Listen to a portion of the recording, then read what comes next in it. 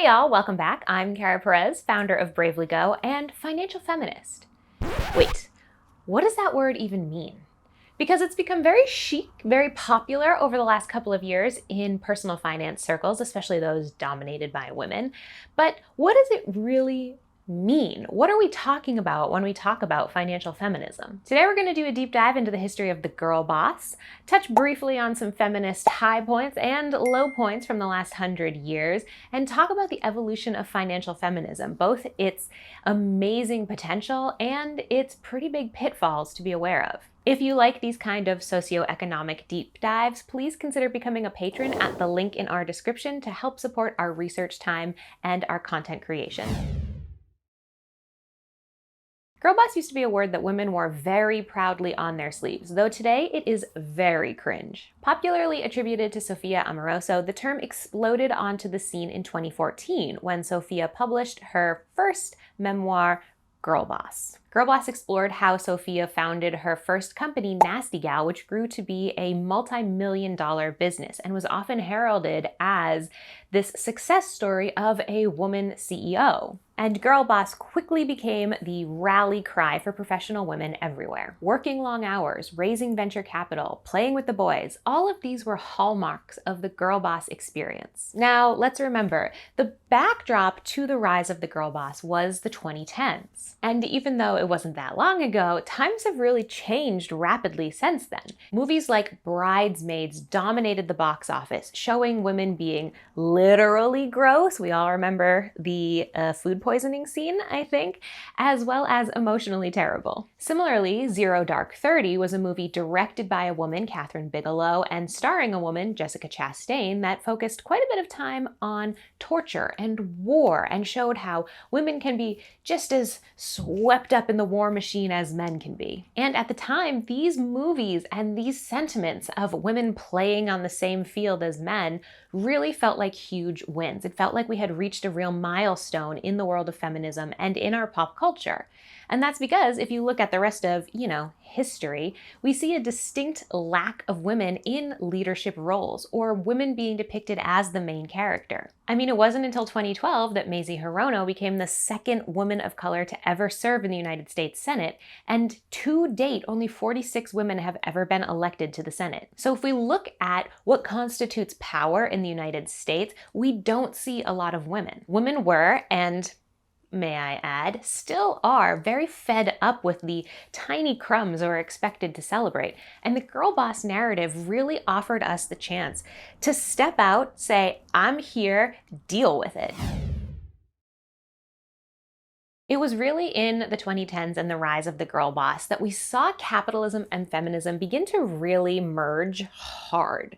We saw the rise of the female CEO, and every person in the world, seemingly, decided to say hey, this is a victory for all women. We saw women CEOs in particular become pop culture mainstays and really get lauded as a position to aspire to. The Wing, a female-focused co-working space, was founded by two women in 2016. Away, a luggage company founded by two women in 2015. And Bando, founded by a woman in 2008, were on the cover of every magazine and were seemingly everywhere at once, getting a lot of airtime for both their companies and how their womanness and their feminism was interwoven with their business practices. The Wings specifically sold themselves as a sort of feminist haven. Absolutely everything about it was millennial pink. And on the business side of things were going well. The co-founders were raising money like crazy. In 2008, the Wing raised over $75 million in venture capital and opened locations in a lot of major cities like Paris, London, Chicago, and San Francisco. In 2019, Wing co-founder Audrey Gelman became the first visibly pregnant person to ever grace the cover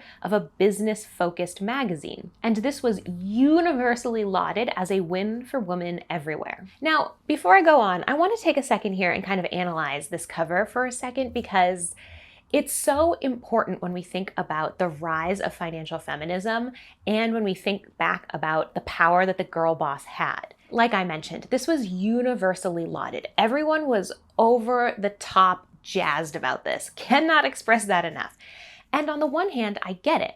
We see so few women CEOs, period, and we all know the problems that women face in the workplace. We're underpaid, we're overworked, and we don't get promoted or mentored the same way that men do. So to see a woman co-founder who has raised hundreds of millions of dollars in venture capital be pregnant on the cover of Inc. magazine really is a strong, powerful statement. I get that. It meant a lot, and it still does mean a lot.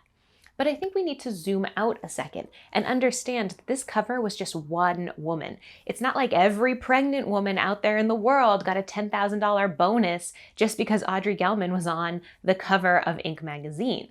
This one woman's life was going really well. This one woman's business was going really well. I want y'all to think for a second. What did that cover really mean in terms of tangible change to every other woman in America? All these other female-founded companies were also raising a ton of money. In 2015, Away raised $2.5 million in VC funding, and in 2017, they raised $20 million. Finally, in 2019, they raised $100 million in VC funding. Again, really huge milestones for this company and for these women. These four co-founders really depicted the girl boss, the woman who can compete on a man's field and come out on top. We know the stats around women in venture capital are abysmal. Less than 3% of all VC money goes to all women founders, regardless of your race, your age, or what industry your business is in. So for these women to be bringing home a ton of this capital felt like a win. But again, who does this all really help? Where was this money flowing?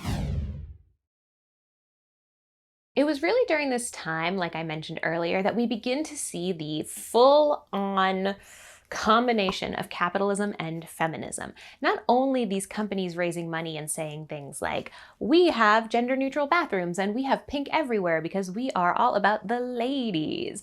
But pink capitalism is so much more than that.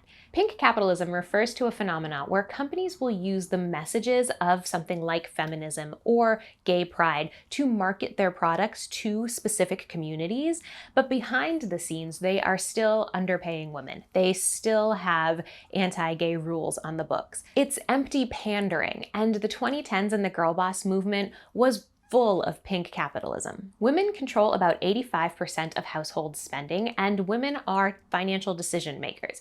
Yes, even despite the fact that we are still chronically underpaid in almost every single industry out there. So marketing to women makes a lot of sense from a capitalist point of view. But women are smart consumers, and we don't necessarily want to support a company that doesn't allow their pregnant employees to have paid maternity leave.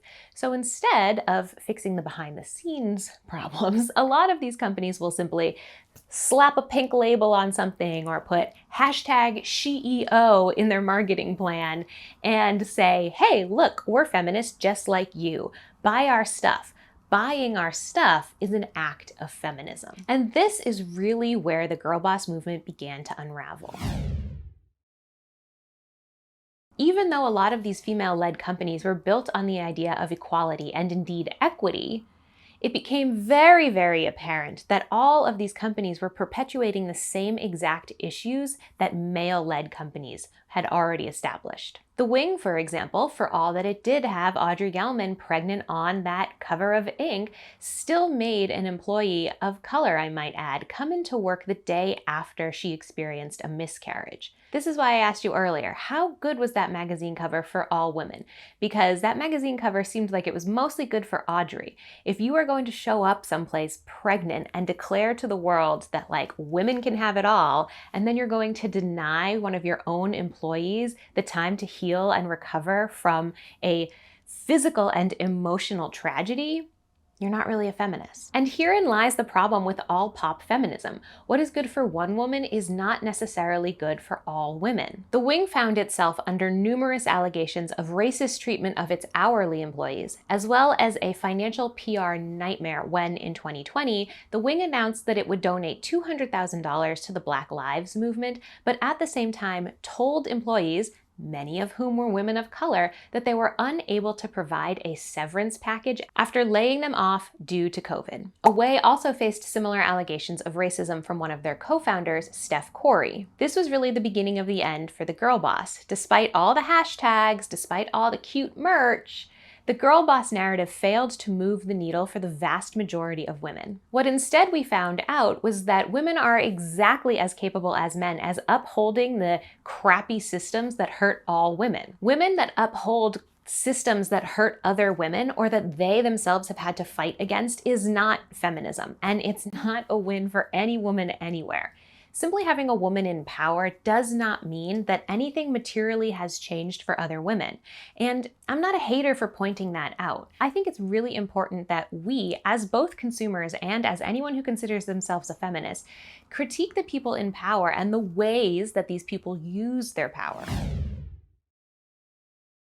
Now, flash forward to 2020. We are moving out of the girl boss era and we are moving very nicely into the financial feminist era. And I consider myself to be a part of the financial feminist era. I think that financial feminism has the chance to be radical and to bring about real tangible change. But I also think it faces the same challenges that the girl boss era did. Right now, the definition of financial feminism depends on who you ask. For a lot of people, financial feminism is simply about women getting rich. For others, it's about any non-dude getting money or getting financial assets like a house. I will say that for myself and my company, financial feminism is about shifting and eradicating the systems that financially penalize women and non-dudes. Meaning it's not about simply creating more individual women millionaires, but instead about eliminating the gender wage gap. It's about eliminating the racial wealth gap. For me, financial feminism stands on the shoulders of feminism, meaning that by definition, it has to be a collective movement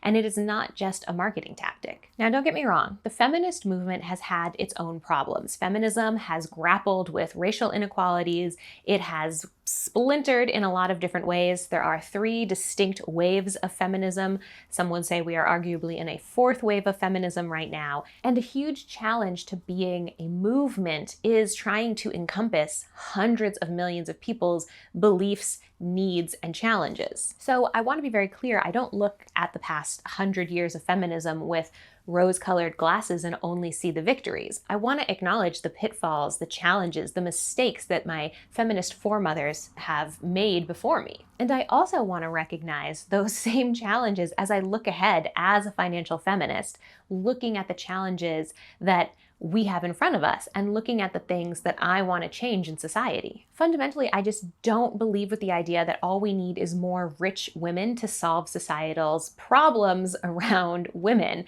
A female billionaire is going to be perpetuating the wealth inequality gap just as much as a male billionaire. Feminism as a movement was really about changing the social narrative as well as the political realities of our lives. Everything from voting to birth control to workplace protection have been championed by feminists. And these are the things that we need financial feminists to continue to champion. So by definition, financial feminism cannot simply be about individual women stacking more Benjamins in their bank accounts. It has to be about moving that socio-economic and political needle for all women and all non-dudes. Creating more women millionaires is not a win for financial feminism.